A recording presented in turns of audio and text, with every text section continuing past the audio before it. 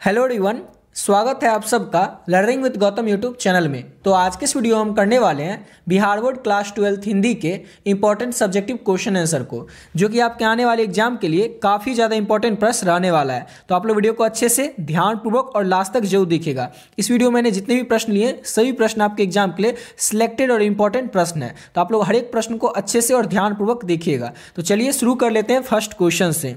और पहला क्वेश्चन है कि उसने कहा था कहानी कितने भागों में बटी हुई है और कहानी के कितने भागों में युद्ध का वर्णन है।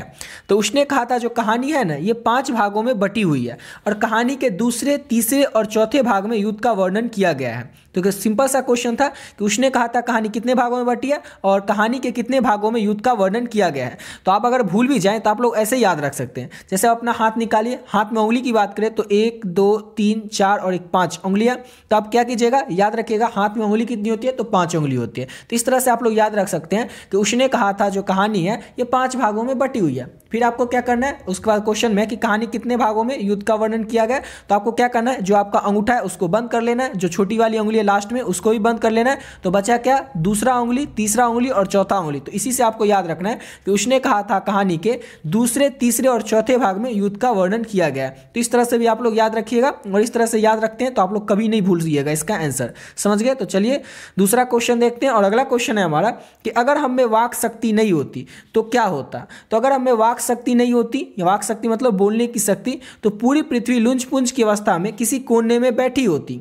वाक शक्ति के द्वारा ही हम किसी से बात करते हैं, ये विभिन्न क्रियाकलाप करते हैं। अगर वाक शक्ति नहीं होगा तो हमारे जीवन का गति रुक जाएगा और पूरी सृष्टि गूंगी हो जाएगी, विचारों का आदान प्रदान नहीं हो पाएगा। सिंपल सा क्वेश्चन है कि अगर हमें वाक शक्ति होगी ही नहीं, वाक शक्ति मतलब होता है बोलने की शक्ति, तो क्या होगा। अब खुद आप लोग सोच के देखिए, जैसे मेरे पास अगर बोलने की शक्ति नहीं होती तो क्या होता, तो आज हम आपको ये क्लास नहीं करवा रहे होते और भी बहुत सारे काम वो नहीं कर पाते। या फिर आपके पास अगर बोलने की शक्ति होती नहीं तो आप क्या करते, बहुत सारे काम में जो कि कर ही नहीं पाते, चुपचाप किसी कोने में बैठे रहते लुंज पुंज की अवस्था में। तो अगर किसी के पास बोलने की शक्ति होगी नहीं पूरी पृथ्वी पर, तो पूरी पृथ्वी के जो लोग हैं वो लुंज पुंज यानी कि चुपचाप किसी कोने में बैठे रहेंगे। और वाक शक्ति के द्वारा ही हम क्या करते हैं, तो विभिन्न काम करते हैं, विभिन्न क्रियाकलाप करते हैं। अगर वाक शक्ति ही नहीं होगा तो हमारा जीवन का जो गति है ना, ये गति रुक जाएगा और विचारों का जो आदान प्रदान है ये हो ही नहीं पाएगा। क्या होता है कि हमारे पास कोई नए विचार आते हैं तो हम दूसरे को बताते हैं, कोई दूसरा हमारा दोस्त होता है या कोई रिश्तेदार रहते हैं, कोई भी लोग रहते हैं,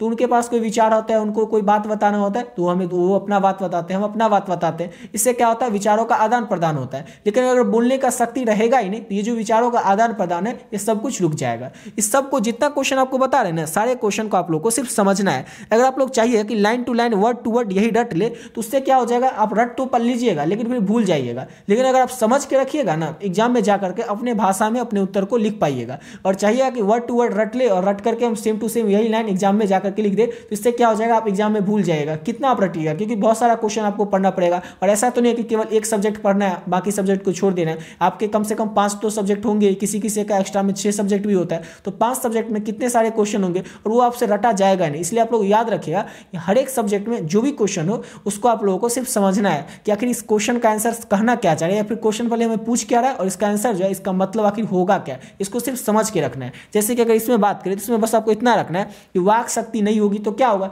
यानी कि बोलने की शक्ति नहीं होगी तो क्या होगा, ये सबको पता है। बस आपको अपने आंसर को अपने उत्तर में बना करके एग्जाम में लिख देना है। समझ गए। तो चलिए अगला क्वेश्चन करते हैं। और नेक्स्ट क्वेश्चन है, पुत्र के लिए माँ क्या क्या करती है। जो आपका कविता है पुत्र वियोग, जिसकी की लेखिका है सुभद्रा कुमारी चौहान, उसी चैप्टर का एक क्वेश्चन है कि पुत्र के लिए माँ क्या क्या करती है। तो पुत्र प्राप्ति के लिए माँ जो है वो मंदिरों में जाकर पूजा करती है, मन्नतें मांगती है, साधु फकीरों की शरण में जाकर उनसे आशीर्वाद की याचना करती है, पूजा में दूध बतासे नारियल चढ़ाकर सिर झुकाती है। तो याद रखना है आप लोगों को, अगर ये क्वेश्चन आपसे एग्जाम में आ जाए कि पुत्र वियोग कविता में सुभद्रा कुमारी चौहान जो है वो पुत्र के लिए क्या क्या करती है, यानी कि पुत्र के लिए माँ क्या क्या करती है, तो क्या करती है, मंदिर में जाकर पूजा करती है, मन्नतें मांगती है भगवान से, साधु फकीरों की शरण में जाती है, उन सब से आशीर्वाद लेते हैं जितने भी साधु है फकीर है सबसे। उसके बाद पूजा जो होता है उस पूजा में दूध बतासे नारियल ये सब चढ़ा कर ईश्वर के सामने सर झुकाती है पुत्र के लिए। तो याद रखिएगा पुत्र के लिए माँ क्या क्या करती है, तो इन सभी बातों को आप लोग याद रखिएगा। इसमें भी कोई खास याद करने जैसा है ही नहीं, बस इतना याद रखिएगा मंदिर में जाती है, पूजा अर्चना करती है, सभी पंडितों फकीरों से आशीर्वाद लेती है, कुछ प्रसाद चढ़ाती है, प्रसाद में दूध बतासे नारियल चढ़ाती है, बस इतना याद रखिएगा, हो गया। चलिए अगला क्वेश्चन करते हैं। अगला क्वेश्चन है, सड़कों को क्यों सींचा जा रहा है? तो सड़कों को सींचा क्यों जा रहा है? तो सड़कों को इसलिए सींचा जा रहा है क्योंकि चारों तरफ एक आरामदायक वातावरण का अनुभव हो, जिससे क्या हो कि जो युद्ध से लौटे हुए सैनिक हैं उनको ताजगी और शीतलता मिले। सिंपल सा क्वेश्चन है कि सड़क पर जो है पानी क्यों पटाया जा रहा है, यानी कि सींचा क्यों जा रहा है, सड़क पर पानी ऐसे फैलाया क्यों जा रहा है, पानी पटाया क्यों जा रहा है? क्योंकि चारों तरफ एक आरामदायक, जैसे क्या होता है धूल बहुत, जैसे आप गर्मी के मौसम में देखिएगा तो चारों तरफ आपको क्या लगेगा, पूरा धूल वाला वातावरण रहेगा, पूरा गर्मी का वातावरण रहता है। लेकिन जैसे ही बारिश होती है तो क्या होता है, आरामदायक भावना हो हमारे अंदर जागृत होती है। जैसे कि हम कहीं जाते रहते हैं और जो बारिश हो जाती है तो चारों तरफ हरियाली रहती है, आरामदायक भावना हमें देखने से ही लगता है, आरामदायक वातावरण हमें अनुभव होता है। तो वही यहाँ पर क्वेश्चन पूछ रहा है कि इस सड़कों को सींचा क्यों जा रहा है? तो सड़कों को इसलिए सींचा जा रहा है कि सड़कों को सींच देने के बाद एक आरामदायक वातावरण का अनुभव हो, जिससे युद्ध से लौटे हुए जितने भी सैनिक हैं उनको ताजगी और शीतलता मिल सके। बस इतना सा आपको याद रखना है कि सड़कों को इसलिए सींचा जा रहा है ताकि हमें आरामदायक वातावरण अनुभव हो, हमें नहीं, जो युद्ध से लौटे हुए सैनिक हैं उनके लिए आरामदायक वातावरण अनुभव हो, जिससे कि जो सैनिक हैं उनको ताजगी और शीतलता मिले। बस इतना सा आपको याद रखना है। और अगले क्वेश्चन की ओर बढ़ने से पहले बता दें कि अगर अभी तक आप लोग ये नोट्स को नहीं लिए, गेस क्वेश्चन के नोट्स को, तो आपको बता देते हैं कैसे लेना है। ऑलरेडी बहुत सारे बच्चे इस नोट्स को ले चुके हैं और अपने एग्जाम की तैयारी अच्छे तरीके से कर भी रहे हैं। जो भी बच्चे इस नोट्स को ले लिए, क्वेश्चन को पढ़ रहे हैं, अच्छे से आप लोग पढ़ते रहिए। जितना क्वेश्चन उसमें दिया हुआ है उस सब प्रश्न को आपको अच्छे से बस याद कर लेना, चाहे वो ऑब्जेक्टिव हो या सब्जेक्टिव हो। अभी आप लोग वीडियो को थोड़ा स्किप करके थोड़ा आगे से अगले क्वेश्चन को देख सकते हैं। और जो भी बच्चे अभी तक नहीं लिए नोट्स, उनको जल्दी से बता देते हैं कि इसको कैसे लेना है। इसमें बात करें तो आपको हिंदी और इंग्लिश दोनों सब्जेक्ट का आपको क्या मिलेगा, ऑब्जेक्टिव और सब्जेक्टिव दोनों मिल जाएगा। अब ये रहेगा कैसे, तो आपके जैसे जितने भी चैप्टर है, चाहे वो हिंदी में हो या इंग्लिश में हो, हिंदी में जैसे टोटल 26 चैप्टर है गद्य खंड और काव्य खंड मिला करके, इंग्लिश में भी 21 चैप्टर है प्रोस और पोएट्री सेक्शन मिला करके। तो इन सभी चैप्टर के जो भी ऑब्जेक्टिव क्वेश्चन है या फिर जो भी सब्जेक्टिव क्वेश्चन है, सब्जेक्टिव में भी जो भी लघु उत्तरीय प्रश्न है या दीर्घ उत्तरीय प्रश्न है, सारा का सारा आप लोगों को इस पीडीएफ में मिल जाएगा। और इसमें जितने क्वेश्चन है इसको अगर अच्छे से कर लेते हैं तो आपके एग्जाम में हिंदी और इंग्लिश के जो भी प्रश्न आएंगे उसका 99% क्वेश्चन आप लोगों को इसी पीडीएफ से देखने को मिल जाएगा। क्योंकि आपके एग्जाम में क्वेश्चन आते कहां से हैं, तो जो बुक में चैप्टर दिया हुआ है उसी चैप्टर से ना क्वेश्चन आएंगे। और जितने भी चैप्टर हैं हर एक चैप्टर का इंपॉर्टेंट क्वेश्चन जो है इस पीडीएफ में आपको देखने को मिल जाएगा। और इसका जो प्राइस है वो केवल और केवल 30 रुपये रखें, यानी कि 30 रुपये में ही आपको दोनों सब्जेक्ट का पीडीएफ मिल जाएगा, हिंदी और इंग्लिश दोनों का। और इसको आपको पे कैसे करना और ये मिलेगा आपको कैसे, वो आपको बताते हैं।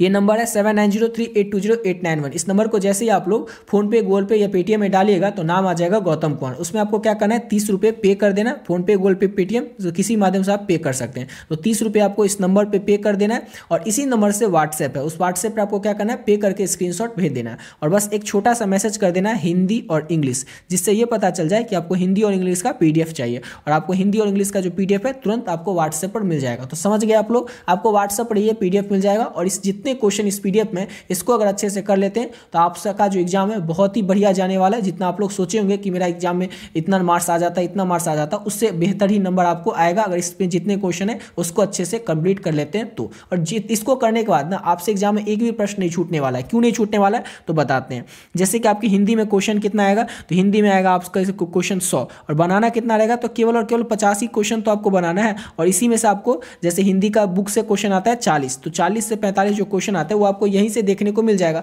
और 4-5 क्वेश्चन तो आप ग्रामर का ऐसे ही बना देंगे। तो जितना क्वेश्चन होगा वो सारा का सारा आपको इसी पीडीएफ से देखने को मिल जाएगा। जो भी बच्चे अभी तक इस पीडीएफ को नहीं लिए वो बच्चे जरूर इस पीडीएफ को ले लीजिएगा और आप एग्जाम की तैयारी अच्छे से इसको लेकर के कर सकते हैं। चलिए अब आते हैं अपने अगले क्वेश्चन पे। अगला क्वेश्चन है कि नारी और नर जो है ना, ये एक ही द्रव की ढली हुई दो प्रतिमाएं हैं, कैसे हैं? ये क्वेश्चन आप लोग ऑब्जेक्टिव क्वेश्चन में कई बार सुने होंगे कि नारी और नर एक ही द्रव की ढली हुई दो प्रतिमाएं हैं, लेकिन है कैसे? तो नर और नारी ये दोनों एक ही मानवता की भिन्न अभिव्यक्ति हैं। समान आत्मा मूल्य के साथ केवल लिंग भूमिकाओं में भिन्नता है। वे समान अधिकार, सम्मान और अवसरों के हकदार है। सिंपल सा क्वेश्चन था कि नारी और नर एक ही द्रव की ढली हुई दो प्रतिमाएं कैसी है? बस उनकी लिंग जो है, यानी कि एक स्त्रीलिंग है तो एक पुल्लिंग है, बाकी उनकी जो संरचना है, जैसे हमारे पास पुरुष के पास भी हाथ होता है तो नारी के पास भी हाथ होता है, पैर उसके पास भी है तो पैर उसके पास भी है, बस उसका लिंग जो है वो अलग है, यानी कि वो पुरुष है और जो एक है वो स्त्री है। तो नारी और नर जो है इस तरह से एक ही द्रव की ढली हुई दो प्रतिमाएं हैं। दोनों का जो सम्मान आत्मा है, दोनों का मूल्य जो है वो एक ही है, केवल लिंग भूमिकाओं में भिन्नता है। दोनों का जो सम्मान है, अधिकार है, समान अवसरों का हकदार, ये सब में दोनों बराबर है। समझ गए? बस इतना ही अंतर है कि दोनों की लिंग भूमिका में भिन्नता है, यानी कि अलग है, उसके अलावा सब कुछ तो सेम ही है। इसी तरह से इसलिए हम कह सकते हैं कि नारी और नर जो है ये एक ही द्रव की ढली हुई दो प्रतिमाएं हैं। अगला क्वेश्चन है, लहना सिंह के गांव में आया तुर्की मौलवी क्या कहता था? तो लहना सिंह का गांव का नाम था माझे और उसके गांव में एक मौलवी आया था जो कि सबको कहता था कि जर्मनी वाले बड़े पंडित है, वेद पढ़ पढ़ कर विमान चलाना सीख गए हैं, विमान चलाने की विद्या जान गए हैं। और जो ये मौलवी था ये मंडी के बनियों को बहकाता था, कहता था कि डाक खाने से रुपया निकालो क्योंकि सरकार का राज जाने वाला है। तो समझ गए आप लोग, इसमें भी कुछ ज़्यादा समझने जैसा आपको है ही नहीं, बस आपको थोड़ा सा ध्यान में रखना है कि लहना सिंह के गाँव में जो आया मौलवी था ना वो सबको भड़काता था, बस इतना याद रखिएगा, सबको भड़काता था। अब इतना याद रखिएगा कि अपने आप आपको याद आता चला जाएगा कि क्या क्या वो सबको कहता था। वो सबको कहता था कि जर्मनी वाले जो है ना वो पंडित हो गए हैं वेद पढ़ करके, जर्मनी वाले पंडित हो गए और वेद पढ़ पढ़ कर उन्होंने विमान चलाने की विद्या जान लिया है। ये कहता था कौन? तो लहना सिंह के गाँव में आया हुआ मौलवी। और मंडी के जितने बनिया था वो सबको क्या करता था? तो सबको बहकाता था, बोलता था कि डाक खाना से रुपया निकालो क्योंकि सरकार का जो है राज जानने वाला है। समझ गए? इस तरह से आपको ध्यान रखना है। अगला क्वेश्चन है, विद्यार्थियों को राजनीति में क्यों भाग लेना चाहिए? तो विद्यार्थियों को राजनीति में भाग लेना चाहिए इसलिए क्योंकि उन्हें ही कल देश की बागडोर अपने हाथ में लेनी है।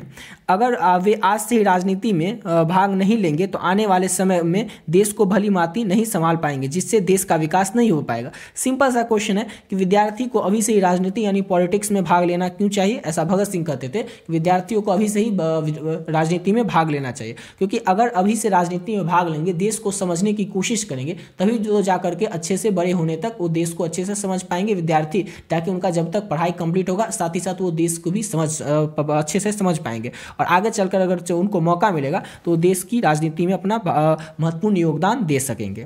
तो अगर वे आज से राजनीति में भाग नहीं लेंगे तो आने वाले समय में देश को भलीभांति समझ ही नहीं पाएंगे। अगर आप कोई काम आपको करना है और उस काम को अच्छे से बहुत दिनों से आपका, जैसे पढ़ाई है, आपका एग्जाम होने वाला है फरवरी में, कोई बच्चे ऐसे होंगे जो शुरुआत से ही अच्छे से पढ़ने में लगे होंगे, तो उनका क्या होगा? अभी तक पूरा सिलेबस कंप्लीट हो गया होगा, रिवीजन करने में लगे होंगे। कुछ ऐसे बच्चे होंगे जो सितंबर अक्टूबर से तैयारी किए होंगे, तो हो सकता है उनका आधा सिलेबस कंप्लीट हुआ होगा या अभी सिलेबस कंप्लीट होने वाला होगा या थोड़ा बहुत हो गया होगा, इस तरह से होगा। कोई बच्चे होंगे जो अभी स्टार्ट ही किए होंगे दिसंबर जनवरी में, तो उनका क्या होगा? उनका जो है बहुत ही कम सिलेबस हुआ होगा या हुआ ही नहीं होगा। तो ऐसे ही होता है कि अगर हम शुरुआत से किसी चीज़ में लगे रहेंगे तो हम और अच्छे से उस काम को कर पाएंगे। सेम उसी तरह से भगत सिंह भी कहते हैं कि अगर विद्यार्थी अभी से ही राजनीति में भाग लेंगे तो वो देश को और अच्छे से भली भांति समझ पाएंगे और देश को जब भी जरूरत होगी तो अपना योगदान दे पाएंगे देश के लिए। समझ गए? तो ये विद्यार्थी, इसीलिए कहते हैं भगत सिंह कि विद्यार्थियों को राजनीति में भाग लेना चाहिए अभी से ही। समझ गए? और इस सबसे क्या होगा? इससे देश का ही विकास होगा। अगला क्वेश्चन है हमारा, दोनों लड़कियां कौन है? अब ये क्वेश्चन को यहाँ पर थोड़ा सा इसमें ऐड करना रहा था, यहाँ पर क्वेश्चन में और ऐड ये होना चाहिए कि दोनों लड़कियां कौन है, इसमें होना चाहिए जो सिपाही की माँ एकांकी है उस पाठ के आधार पर क्वेश्चन का उत्तर दे। समझ गए? इस तरह से अगर ये क्वेश्चन आपके एग्जाम में है इस तरह से रहेगा कि पाठ के जो आपका पाठ है सिपाही की माँ, उसके आधार पर आपको उत्तर देना है कि दोनों लड़कियाँ कौन थी। तो दोनों लड़कियाँ जो थी ना ये बर्मा से भाग कर आई थी और बर्मा में युद्ध हो रहा था, लोगों का जीना हराम हो गया था, लोग जान बचाकर भाग रहे थे, उनमें ही वो दो लड़कियाँ थी जो भारत में घबराकर छोड़कर आ गई थी। इसमें भी आपको याद रखने जैसा है ही नहीं, बस आप इतना याद रखिएगा कि अभी थोड़ा दिन पहले आप लोग जरूर सुने ही होंगे, थोड़ा भी बहुत तो आप सुने ही होंगे कि बांग्लादेश में कुछ कॉन्फ्लिक्ट चल रहा था, जिसके कारण क्या हो रहा था कि बहुत सारे जो लोग हैं वो वहाँ बांग्लादेश से भाग करके हिंदुस्तान में शरण लेने के लिए आ रहे थे। समझ गए ना? तो वैसे याद रखिएगा कि दोनों लड़कियाँ कौन है? तो दोनों लड़कियाँ वर्मा से भाग कर आ रही है, क्योंकि वर्मा में ना युद्ध हो रहा था और लोगों का जीना हराम हो गया था युद्ध के कारण, इसलिए लोग क्या कर रहे थे? जान बचाकर भारत में दोनों ही लड़कियाँ